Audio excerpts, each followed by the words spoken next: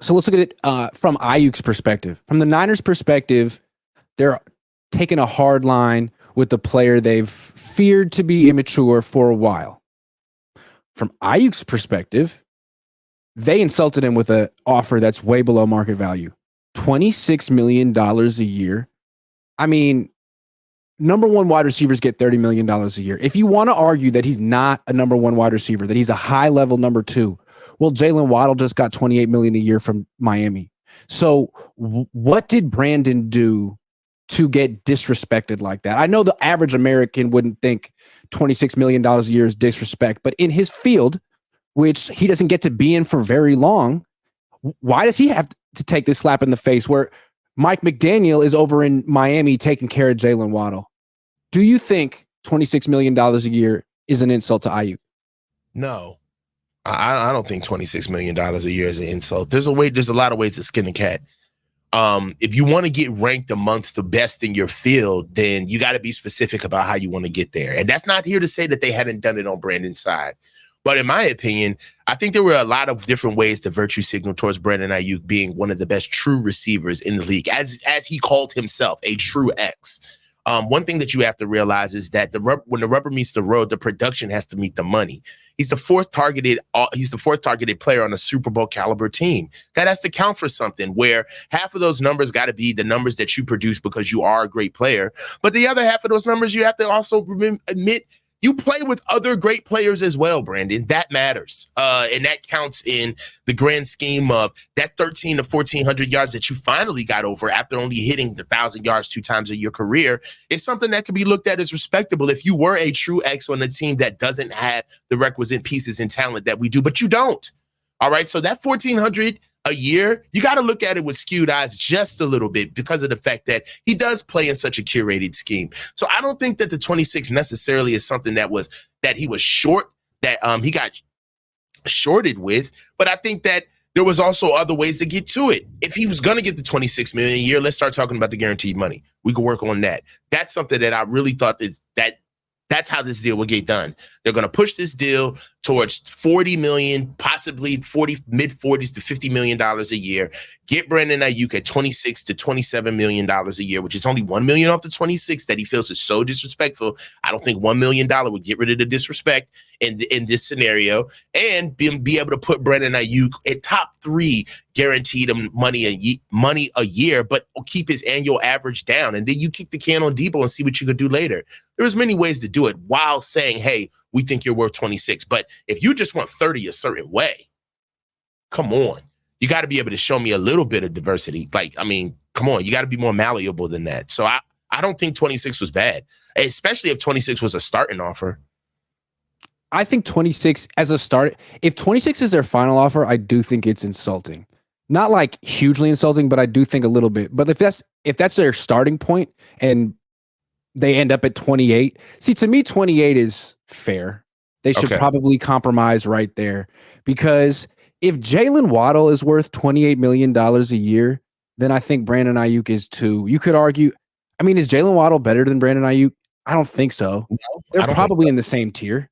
So that seems fair. And so what the Niners are essentially saying is, are they saying like, no, you're worth 26, or we don't want to pay you what you're worth?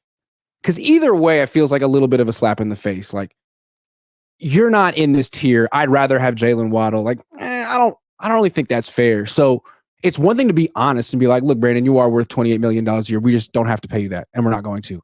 So if that's their stance, like, why are they treating him that way and not anyone else? They take care of all their players, right? Christian had a problem. They took care of him. But Brandon is like, sorry, man, like, we're going to just pay you less than we have to because we can. And tough. I would feel insulted. Like, I'm not in the Cabo clique to begin with. And now I have to, like, you're like taxing me. Why? It's not fair. But maybe no one cares. I feel like I can sort of empathize with him on that one. Well, let's look at it this way. Jalen Waddle, I would feel insulted in his position for sure. Definitely. And I understand where you're coming from, Iggy. Yeah. Jalen Waddle's contract is 3 years, 84.7, 28.2 a year with the 18.8 signing bonus, 35.9 guaranteed at signing. All right, cool. But the way that bears out is sometimes we kind of look at this stuff and we say $28 million a year. Like, man, yeah, that's what the numbers say of the average, though. But the real base salary is his first year, he's only making $1 million this year. The next year after that, he's making 16.5. 2026, he's making 16.6. And 2027, finally, when he gets out of the end of that deal, he's making 23.9. He never hits $28 million a year. It's the average over. He never hits that. So that's where I'm saying his cap hit is 27.7 in 2027, and his cap hit is 31.1 in 2028. But he doesn't even get the closest he gets to $28 million a year over that money is 2028. Well, I mean, we're talking about that's including the signing bonus. Like his cap number in 2027 will be 33, and in 2028 it'll be 37, which the signing bonus is part of that. True. Yeah. But also with Waddle, like there's zero guaranteed money in his deal after 2025. None. So it's this big $20 million a year. It's essentially like a 1-year extension with team options. Come on. That's what I'm saying. It's like, and that's what I'm saying. Like you can't even offer him that. But I think this is a bad deal. I think this is hollow, right? It's a bad deal for Waddle, right?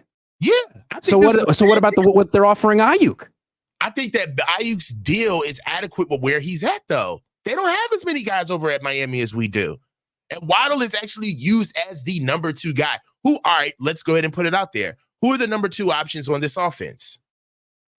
Okay, so you're saying the fact that they also have Kittle and McCaffrey, and Miami really is very much Tyreek and Waddle dominated. Okay, that's a good point. It's McCaffrey and Debo. Yeah, I mean, that's a good point. Offense. Right. And then on top of it, you almost. But still, what I could say is like, yeah, but I'm still like the highest targeted player on the team. Like, even with all those guys. Well, he's the highest because he's the only true receiver on the team. But you would say agree. I agree. You're the highest targeted receiver on the team that you're the only receiver on. And on top of it, if you really want to take that scope out even bigger, we throw the ball least. We throw the ball the least out of any team in the NFL. So it's kind of like, what do you want to do? You want to be king of the molehill? What are we really talking about? I just think it's interesting how the Niners are basically saying, like, look, man, you're going to take a little bit less than you're worth on the market and you're going to like it. And all of the fans are going to take our side.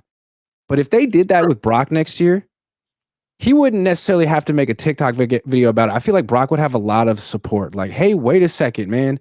Brock's an elite quarterback. Trevor Lawrence got $55 million a year. Someone's going to get $60 million a year before he's eligible. And if they offer him 45 or something like that, I think a lot of people will be like, hey, wait a second, that's an insult. Even though he's getting offered $45 million or $50 million a year. Hey, that's an insult in his industry. And it would be. I agree. So you know what I'm saying? Like, that's where I'm coming from. That much I can get on board with is that the Niners, they're running out of players that they can do this to and get good graces from the fans. Brandon's an easy target. He's an easy target. Brock's not. I'm frustrated because he doesn't make it. He doesn't help himself. I'm frustrated for him too. It's like, man, you should have contacted the two of us. We could have helped you on this one, man. Because big time, Brandon. Yeah, man. I mean, you're allowing the Niners to make you look like you know what I'm saying, like the selfish diva. Like that's not necessarily who you are. But they're kind of swaying fans to make you think that way.